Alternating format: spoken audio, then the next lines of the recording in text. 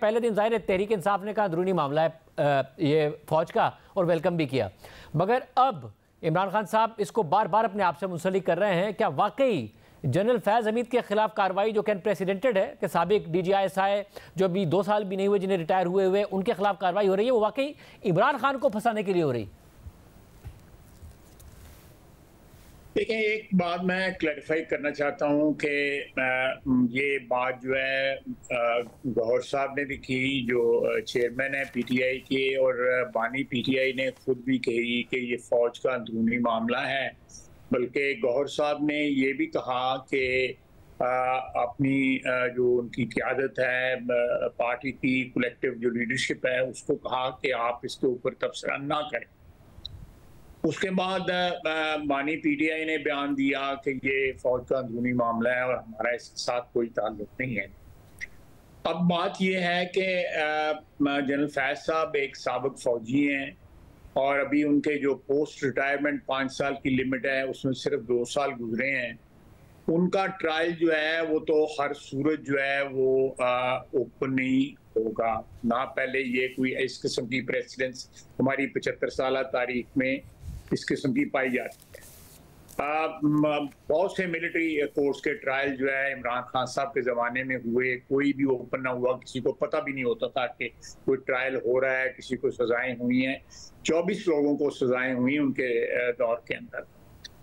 Actually ये मैं आपको डिफरेंस बता देता हूँ कि अगर मैं बात अंग्रेजी में भी कह देता हूँ कि अगर ट्रायल जो है मिलिट्री कोर्ट में बानी PTI का हुआ तो वो बिल्कुल ओपन ट्रायल हो, वो सिविलियन है।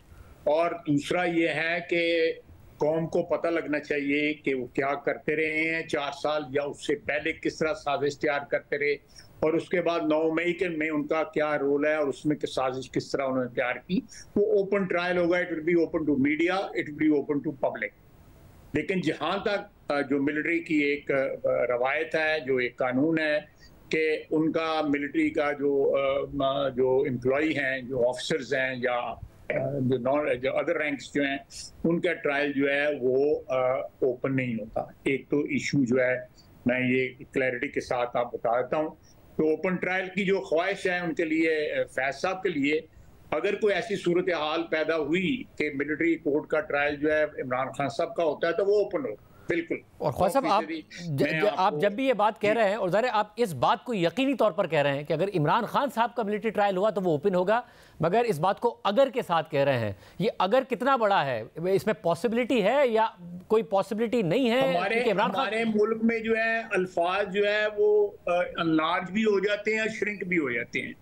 लेकिन मैंने अगर इसलिए क्या, मैं पॉलिटिशियन हूँ, मोहतात अल्फाज इस्तेमाल करने की पूरी कोशिश कर रहा हूँ, लेकिन उन्होंने क्योंकि खुद कहा है आज, तो मैं इसलिए कह रहा हूँ कि ये मेरे गिर्द जो है वो घेरा तंग किया जा रहा है या मुझे फंसाने की कोशिश की जा रही है, तो मैंने उसको रिस्पॉन्ड कर रहा हूँ। अगर ऐसी कोई सूरत हाल पैदा होती है, जनरल फैज हमीद साहब के साथ जो सिलसिला शुरू हुआ है उसमें जो सारे ताने बाने जो हैं और कड़ियाँ जो हैं इमरान खान के साथ मिलती हैं, तो फिर अगर इनका ट्रायल होगा तो ये उनका जो कहना है उनके लिए बिल्कुल ज़रूर आमीन कहेंगे हम, जो है उनका ओपन ट्रायल हो। अच्छा, मगर एक बात जो इमरान खान साहब कह रहे हैं, वो कह रहे हैं जब DGI थे मैं राब्ते में था, मेरे वज़ीर आज़म बनने के बाद या उनके रिटायर होने के बाद, वज़ीर आज़म से हटने के बाद कोई राब्ता नहीं है। उन्होंने ये भी कहा कि अगर जो रिटायर होने के बाद कौन मानेगा कि मेरा कोई उनसे राब्ता रहा, या वो किसी साजिश में मुलविस से रिटायर हो जाए कोई जर्नल, तो वो फारिग हो जाता है, उसके पास कोई ताकत ही नहीं होती। अब देख रहे हैं जनरल बाजवा कितने फारिग हैं। तो इस लॉजिक पर, इस मंतक पर तो ये बात पूरी उतरती है कि जनरल फैज़ हमीद से राब्ता करके क्या हासिल कर लेना था इमरान खान ने, क्या साजिश करा लेनी थी? देखिए, ये बात जो है कोई रीसेंट बात नहीं है। जब से मसलन आज मेरा ख्याल है या कल साकिब निसार साहब को भी एक्सप्लेनेशन देनी पड़ी कि मैं उनके घर गया जब वो कोर कमांडर पेशावर थे और वहाँ पे मैंने उनके साथ खाना खाया। फिर दूसरा जब हमें ब्रीफिंग दी गई कि जी तालिबान को हम ला रहे हैं, तो उस वक्त सारे राब्ते जो थे वहाँ पे पोस्ट इसलिए किया गया इनको कोर कमांडर पेशावर का। एक आर्गूमेंट ये भी दिया गया कि इनके राब्ते हैं इसलिए ये उनकी जो वापसी जो है अमन के साथ जो है उसको इंश्योर करेंगे। ये हमें ब्रीफिंग में बताया गया। जो ये बात जो है, मैं अकेले तो नहीं, मुझे पता वहाँ पे 150-200 बंदे थे इनके सामने ये बात की गई कि ये कि जी इनके राब्ते हैं, और उन्हीं ने एक्चुअली ब्रीफिंग दी, राब्ते एस्टेब्लिश हो रही थी उनकी सारी गुफ्तगू के में। तो ये मैंने बात उनकी ये किसी हद तक सही भी है, लेकिन जो उनका ताल्लुक था फैज साहब का और इमरान खान साहब का आपस में, और दोनों जो थे वो डेफिनेटली एक से वजारत उज़्मा गई, दूसरा जो है वो आर्मी चीफ ना बन सका। तो एक कॉमन कॉज जरूर था उनमें, और कॉमन कॉज ये था कि ये हम रिकवर कर सकते हैं। उनको अपनी पॉपुलैरिटी का भी जोम था, उनको अपने जनरल फैज को अपने राब्तों का जोम था। तो ये दो, एक जोम जो है, एक को राब्तों का जोम था, दूसरे को पॉपुलैरिटी का जोम था, और दोनों के टारगेट्स थे। एक वजीर आजम बनना चाहता था, एक जो है मैं जिसको कहते हैं सर्कमस्टांशियल एविडेंस की बेस पे बात कर रहा हूँ। वो आर्मी चीफ तो मुझे पता है ना, वो 5 उसमें शामिल थे जो लोग रिकमेंड हुए थे, उनमें 5वां नंबर था उनका। और उन्होंने मेरी क़यादत को, हमारी क़यादत को अप्रोच भी किया और मुख्तलिफ वादे वईद भी दिए, गारंटीज भी दी कि अगर आप मेरे सर पे हाथ रखें तो मैं ये वादा करता हूँ, ये वादा करता हूँ। तो मैं उस सारे कॉन्टेक्स्ट में बात कर रहा हूँ। तो मैं समझता हूँ कि एक वादा क्या वादा करता हूँ जो था इन दोनों का, एक ऑब्जेक्टिव था जिसकी वजह से इन दोनों के राब्ते रहे। और मई की जो है 9 मई का वाकया जो है वो इस बात को साबित करता है कि जनरल फैज साहब ने और दूसरे लोगों ने जो इमरान खान के राब्ते में थे, उन्होंने अंदरूने खाना जो है मदद जो है प्रोवाइड की उन बलवाइयों की, उन बागियों की जिन्होंने मिलिट्री इंस्टॉलेशन के ऊपर जो है 9 मई को हमला किया। यानी को मैन पावर जो है वो प्रोवाइड इमरान खान ने की, और साजिशी जो सारे ताने बाने थे, कड़ियां थी, वो जनरल फैज ने प्रोवाइड की। ये नेक्सस है इनका। वैसे अब देखिए, वजीर आजम पहले फ्लोर ऑफ द पार्लियामेंट पे कह चुके कि वो जो फौज की क़यादत के खिलाफ बगावत की कोशिश थी 9 मई। फिर जो ISPR की प्रेस रिलीज आती है जनरल फैज़ हमीद की गिरफ्तारी के बाद, उसका दूसरा पैराग्राफ जिक्र करता है कि रिटायरमेंट के बाद उनकी सरगर्मियां रही। फिर एक और प्रेस रिलीज आती है, साथियों की गिरफ्तारी का जिक्र करता है। बाकी खबरें फिर ज़राए से आ रही हैं यही कि वो बगावत का इल्ज़ाम है उन पर कि वो फौज में बगावत पैदा करना चाहते थे। तो क्या आपके पास मालूमात हैं कि 9 मई के हवाले से था और कोई लिंक था और अभी तक राब्ता था इमरान खान का और जनरल फैज़ हमीद का? देखें, ना सिर्फ 9 मई बल्कि उसके बाद भी तमाम तर राब्ते जो थे वो जो है वो जारी और सारी रहे।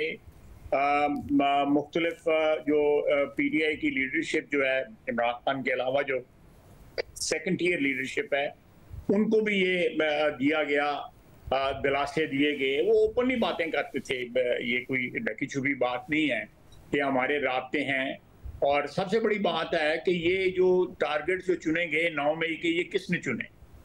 ये एक जिसका फौज से राब्ता हो या जिसका फौज के अंदर जो है वो बजाते खुद फौज के अंदर हो, वो उसने चुन के मैक्सिमम जो है एम्पलीफाई हो ये सारे का सारा इवेंट, ताकि उसका इफेक्ट जो है, पॉलिटिकल इफेक्ट जो है, या जो भी व्हाटएवर इफेक्ट दे वांटेड, वो उसका मैक्सिमम इम्पैक्ट हो।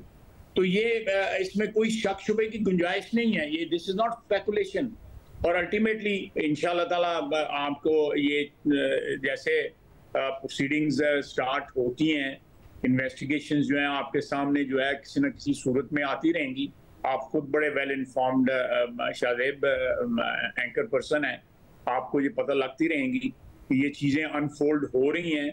और इंशाल्लाह ताला मेरा ख्याल है ये किसी ऐसे टारगेट पे या ऐसे मरहले पे पहुंचेगा जहां पे 9 मई का जो है ना वो सारे का सारा जो एक सागा है, एक कहानी है, एक एपिसोड जो है, उसके जो तमाम डिटेल्स कौम के सामने आ जाएंगे। अच्छा, मुझे ये बताइएगा कि अब कल का दिन बहुत ज़्यादा अहम है। ज़ाहिर है कि तहरीक इंसाफ 22 अगस्त को अब एक जलसा करना चाहती है, और उन्होंने कहा कि अदालत ने इजाज़त दी, उनकी NOC कैंसिल कर दी गई है सिक्योरिटी वजूहात बनाकर के स्ट्रेच थे सिक्योरिटी और ये सारे मामलात बनाकर। अब वज़ीर आला खैबर पख्तूनख्वा कह रहे हैं हम हर हाल में आएंगे, तरनौल पे जलसा करेंगे, रोका तो मसला होगा। उससे पहले कह चुके हैं मरवत साहब के हम खैबर पख्तूनख्वा से तो क्रेनें लेके आएंगे। तो ये क्या रोका जाएगा, क्या होगा, आमना सामना होगा, कल फिर कोई खतरा हो सकता है? देखें, मेरा अपना ख्याल है कि खैबर पख्तूनख्वा के लोगों में वो जो है जो क्या कहते हैं, इस वक्त उस तरह उनकी सफ़ों में इत्तेहाद नहीं है। इस तरह पटक साहब पहले एक दफ़ा आए थे, पुरानी बात है, 2-2.5 साल पुरानी बात है, उससे पहले भी ये आए थे। एक यूनाइटेड उनके रैंक्स जो थे वो बड़ा यूनिफाइड थे उस वक्त। अब तो कुछ 6-7 किस्म की स्ट्रेन जो है ना, स्ट्रैंड्स जो नजर आते हैं आपकी उनकी पार्टी के अंदर जो है। मेरा नहीं ख्याल कि वो उस तरह पब्लिक जो है उसको कलेक्ट करके ला सकें।